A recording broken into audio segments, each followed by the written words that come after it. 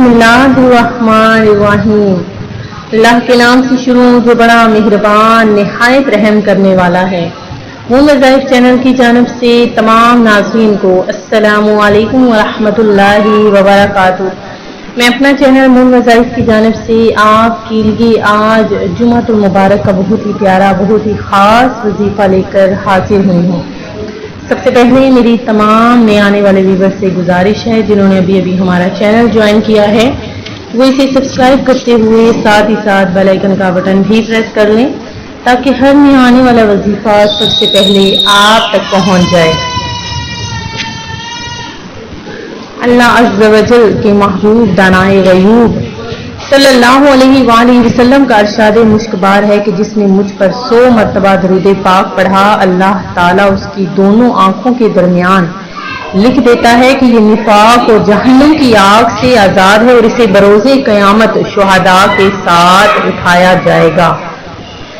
आज मैं जो आपके लिए खास वजीफा लेकर हाजिर हुई हूँ वो सूरह फातिहा का बहुत ही प्यारा सा बहुत ही खास वजीफा है कि हुज़ूर पाक सल्लल्लाहु अलैहि वसल्लम ने फरमाया कि सूरह फातिहा हर मर्ज की दवा है। इस सूरत का एक नाम शाफिया और एक नाम सूरह अश-शिफा है इसलिए कि ये हर मर्ज के लिए शफा है। तो नाज़रीन सूरह फातिहा को जो भी पढ़कर जिस चीज़ के लिए भी पढ़कर दुआ मांगी जाए इसको अल्लाह तबारक व तआला ज़रूर कबूल फरमाता है और हर किस्म की बीमारी के लिए ये सूरत शफा रखती है।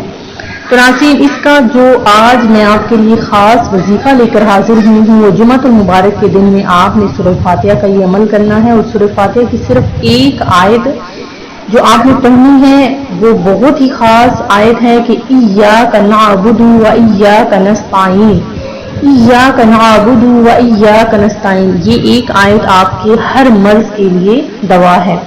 तो नाज़रीन ये आपने तकरीबन जब ज़ुहर की नमाज आप अदा कर लें यानी जुमा की नमाज अदा कर लें तो उसके बाद आपने तकरीबन 11,000 मरतबा ये आयत अव्वल आखिर 3 बार दरूदे पाक पढ़कर पढ़नी है। इंशाअल्लाह अज़्ज़ व जल इसके बाद आप जो भी दुआ मांगेंगे वो आपकी दुआ ज़रूर कबूल हो जाएगी इंशाअल्लाह अज़्ज़ व जल। अल्लाह तबारक व तआला जुमा मुबारक के सदके में आपकी हर दुआ को कबूल फरमाएगा।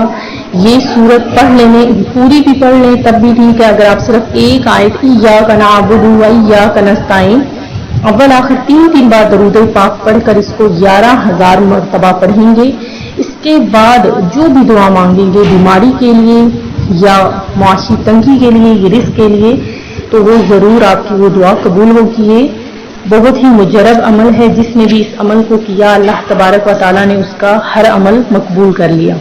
मैं उम्मीद करती हूँ कि हमारा आज का ये अमल आपको पसंद आया होगा। इसी तरह से मज़ीद वज़ाइफ हासिल करने के लिए हमारा चैनल मून वज़ाइफ को देखते रहिए। अपना ख्याल रखिएगा, दुआ में याद रखिएगा। अल्लाह हाफ़िज़।